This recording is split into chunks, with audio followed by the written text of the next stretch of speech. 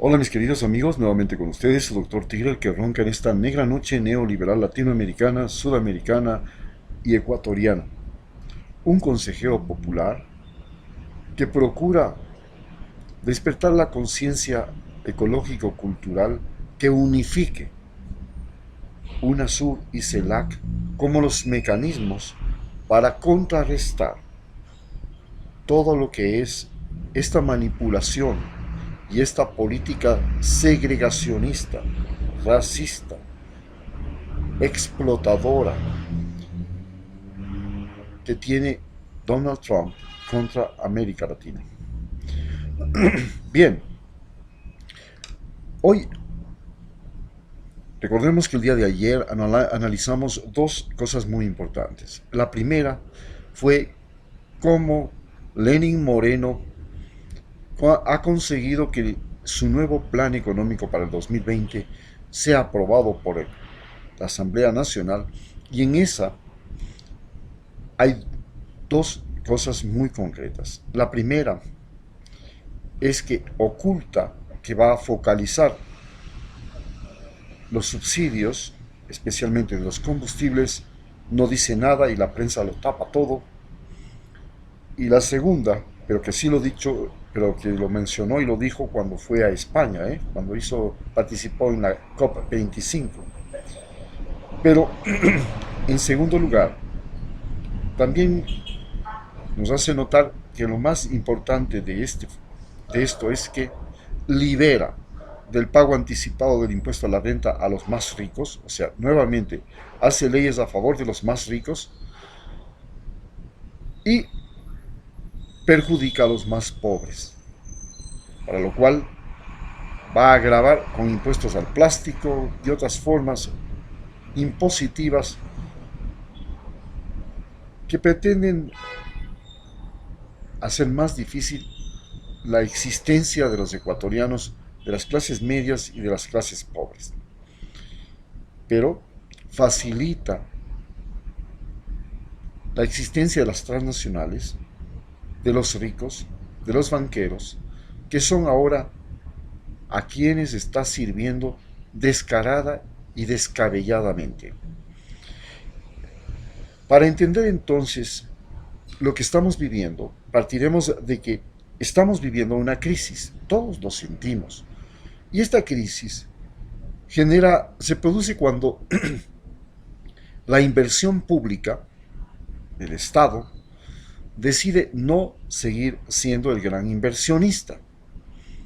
Ya no va a construir más obras públicas, ya no va, quiere reducir el tamaño del Estado, es decir, quiere reducir los empleos públicos. Entonces ya no hay más contratación de médicos, ya no hay más contratación de profesores, ya no hay más contrataciones de policías, ya no hay más contrataciones de soldados, ya no hay más contrataciones. Se reduce el gasto público. A esto se suma el despido de la mayor cantidad posible de empleados públicos, que ya van por 30,000. Luego de tomar estas medidas, deja de circular de mano en mano el dinero del Estado, y al dejar de circular de mano en mano el dinero del Estado, disminuyen las ventas, disminuyen las compras, disminuye la adquisición, la capacidad adquisitiva de las personas. La gente ve venir una crisis y decide no arriesgarse, guardar la plata en el banco, guardar la plata bajo el colchón. Sabe que posiblemente si vende la casa nadie le va a comprar. Si quiere arrendar el cuarto nadie le va a comprar. Entonces ya no decide invertir en la construcción. Por eso la construcción ha sido la más afectada por esta crisis económica, que ha disminuido en el menos 4%. Se decía que eran las medidas de Correa las que habían afectado la construcción, especialmente la plusvalía. Se lo escuché decir a un ingeniero. No era la plusvalía.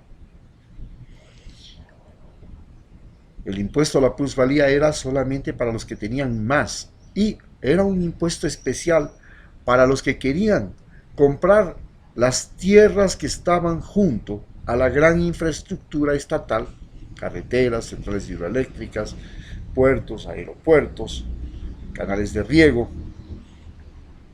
y de inmediato especular con los precios de la tierra para ganar, aprovechando de que el Estado había invertido, pero ellos se beneficiaban de la inversión del Estado, que es la inversión que todos los ecuatorianos hemos hecho, pero resulta que 4 sapos deciden comprar y vender y ganar a partir de la inversión hecha por el Estado, la electrificación, hospitales, escuelas, colegios, mercados, todo eso,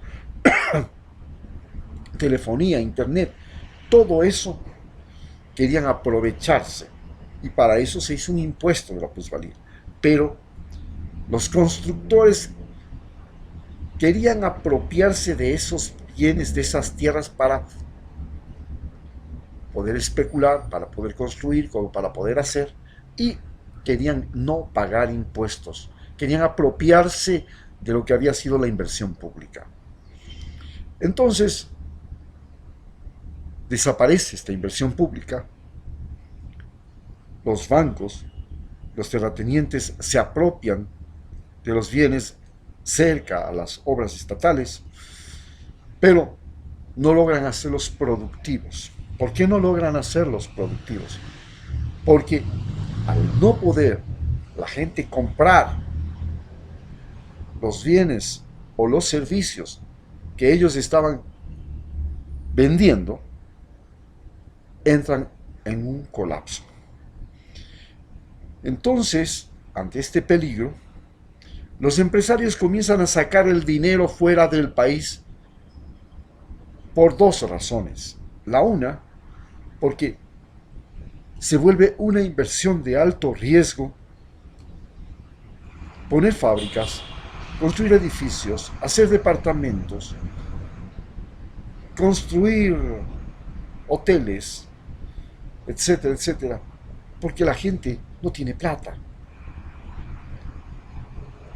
Entonces deciden sacar la plata fuera del país y comienza una gran fuga de capital, y esto es permitido porque la ley, ustedes saben que tenemos un presidente que a duras penas logró graduarse en 12 años de estar pasando y pasando por la Universidad Central para sacar un título de licenciado. Pasó por medicina, por psicología, por administración de empresas, nos dio pie con bola, y por último ya, a los 12 años de estar andando y andando por aquí, por allá en esa universidad, logró sacar un título de licenciado en administración de empresas, que es la facultad donde se regalan los títulos, porque tenía en ese momento 5,000 estudiantes que entraban allá porque no tenían otra cosa que hacer. Era la forma de decir que eran estudiantes universitarios, porque el título universitario en Ecuador es como un título nobiliario, es como cambiarse de apellido, es como casarse con una mujer rica. Y entonces había que sacar el título universitario, pero aunque sea comprado, aunque sea regalado, pero no importa, el título es lo que haga con el título es problema mío. Lo importante es el título, ¿no? Y así fue como llegó a ser presidente, y entonces toma medidas económicas que ahora facilitan que aquellos que tienen capital y tienen miedo saquen su capital y los lleven a paraísos fiscales, empezando él por ser el primero que coloca en paraísos fiscales, algo prohibido por la ley del Ecuador, a un funcionario público que se desempeña como funcionario público y coloca su dinero en una cuenta en Panamá, en el Balboa Bank, y en esa cuenta además coloca el dinero que él obtiene por lo que se llama el lobby. Tiene sus contactos, ofrece a las empresas que va a entregarles contratos de manera desleal, como lo hace ahora Donald Trump en Estados Unidos, y es la pelea con Amazon, y recibe comisiones por eso. Y esas comisiones, que son ilegales, las esconde en un paraíso fiscal. Esto lo hacen ahora todos los empresarios y todos los que tienen dinero, porque saben que su dinero está en riesgo porque no hay crecimiento económico en Ecuador. Vivimos lo que se llama una deflación, que es cuando hay una oferta mayor que una demanda y los precios caen porque no hay quien compre. Y el que no compra comienza a darse cuenta que es más valioso tener el dinero que tener el bien. Entonces dice, mi dinero sí sube de precio porque como tengo en dólares y el dólar se reprecia, se revalúa, el peso en Argentina, en Colombia se devaluó 30%, el sol en Perú se devaluó 30% y el dólar en Ecuador se revaluó 30%. Gané sin hacer nada, mejor tengo dinero. Pero mi casa no está en igual situación. Mi casa no se revaluó 30%, mi dinero sí. Todo el dinero fue al banco. A su vez, los banqueros también tienen permiso de sacar el dinero y comienza a reducirse el circulante en el Ecuador. Entonces, en estas condiciones, decide que no tiene dinero para pagar porque no hay inversión ni privada ni pública. Y necesita pagar sueldos, necesita pagar. ¿De dónde saca si nadie produce, si no hay producción, si no hay impuestos, si nadie tiene para pagar, no tiene para pagar impuestos? Entonces, desesperadamente acude al Fondo Monetario Internacional que le da 10.200 millones de dólares, de los cuales el 6.500 son para libre disposición. Haga lo que le dé la gana. Y los demás están vinculados al uso en proyectos. Tenía que presentar un proyecto para que le den esa plata. Entonces, para recoger más dinero y tener con qué pagar el préstamo que le están haciendo para que no deje de circular dinero en el Ecuador, para que pueda sobrevivir la dolarización, para que pueda haber circulación de la moneda, le dicen, sí, tiene que tomar medidas económicas, suba los combustibles, quite las medidas económicas y se friega, se va al caño. Estas medidas significan no solamente un endeudamiento, sino además un botín y una contracción. Y el objetivo de todo esto, de todo este endeudamiento y de todo este movimiento económico, ya no es ayudarle a la gente a salir de la pobreza, mejorar la economía, no. Ahora el objetivo fundamental es cómo nos repartimos el botín y cómo dejamos una sucesión presidencial que no me meta a mí a la cárcel por todas las pendejadas que he hecho. Y entonces todo se concentra en hacer y planificar unas nuevas elecciones, tratar de que Rafael Correa por nada del mundo sea el candidato, que ningún correísta sea candidato, que los que ya están en el gobierno con los consejos provinciales son de Rafael Correa, los extermino, los que estaban en el consejo de participación también los extermino. Lo importante es asegurarme ahora la sucesión presidencial. Por supuesto, esto se debe y esto se puede hacer porque Estados Unidos está absolutamente interesado en dos cosas: en utilizar la famosa guerra del narcotráfico, como vimos en la charla anterior, para manipular el ejército y la policía, ¿no?, para contrarrestar el narcotráfico. Ya hemos visto que el ejército está implicado en el narcotráfico. ¿Y por qué no le interesa frenar el narcotráfico? Porque tiene una demanda.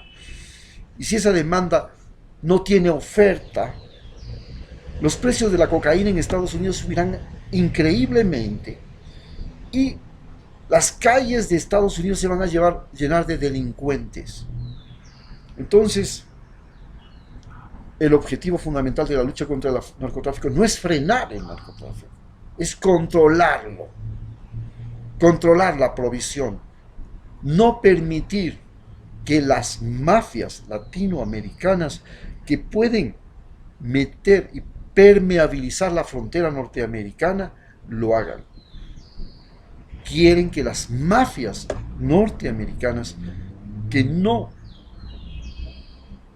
pueden permeabilizar la frontera, que no pueden introducir ilegales, que no pueden introducir indocumentados, que no pueden introducir narcotráficos, que no pueden introducir armas, ni sacar armas de los Estados Unidos tampoco, como lo están haciendo, sean las que controlan el narcotráfico. Para eso entonces tiene una base en Manta y una base en Galápagos. Y tiene un control sobre el ejército. Cada 15 días llegan oficiales norteamericanos a decirles a los oficiales ecuatorianos lo que tienen que hacer. Como en la película Narcos, vemos a 2 agentes de la DEA que le dicen a la policía y al ejército de Colombia cómo deben combatir el narcotráfico. Y es más, son estos agentes de la DEA, en la película Narco vemos, los que permiten, encubren y crean el ejército más corrupto y más brutal de América Latina, el ejército colombiano.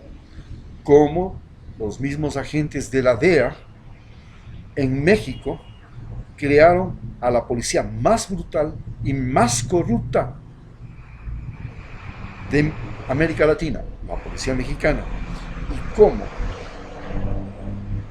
la misma embajada norteamericana ha creado en Ecuador, gracias al Consejo de Participación Ciudadana y a uno de sus más importantes agentes, un querido coronel que estuvo en el Consejo de Participación Ciudadana,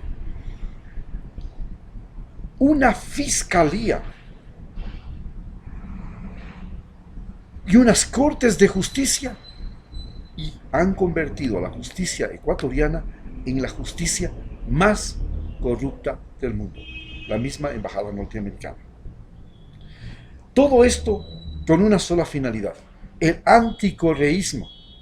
Y para este anticorreísmo se afinca en 2 principios fundamentales. Primero, usar la traición.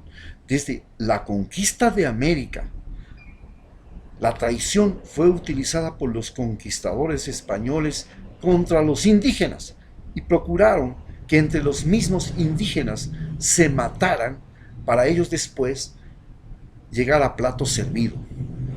Así, por ejemplo, en la conquista de Quito, los cañaris fueron utilizados por Benalcázar para vencer a Rumiñahui y a los incas, que eran los que tenían la segunda capital del Incario, que estaba en esta ciudad. La traición fue el elemento fundamental utilizado siempre por los imperios y los conquistadores. Y así, a partir de esa traición, tratan de combatir lo que se llama el socialismo del siglo XXI, que es la obsesión de Donald Trump y ahora es la obsesión de Lenín Moreno, la obsesión de Yanine Áñez, la obsesión de Bolsonaro, la obsesión de Piñeras, la obsesión de Duque. Y todos estos son los mecanismos mediante los cuales y en la circunstancia que nos estamos viviendo ahora. Las próximas medidas económicas nos advierten que van a continuarse con la misma línea. ¿Cómo evitar que los correístas lleguen a la presidencia? Primer objetivo. Segundo objetivo, ¿cómo conseguir dinero para pagar el fondo, el botín, denominado Crédito Internacional de 10.200 millones de dólares? Este es el nuevo botín. Tenemos que repartirnos ese botín y tenemos que obligar al pueblo ecuatoriano a pagarlo en esta y las próximas generaciones. Eso es lo que estamos viviendo en este momento en Ecuador. Y esta es la perspectiva de los próximos días. Muchas gracias.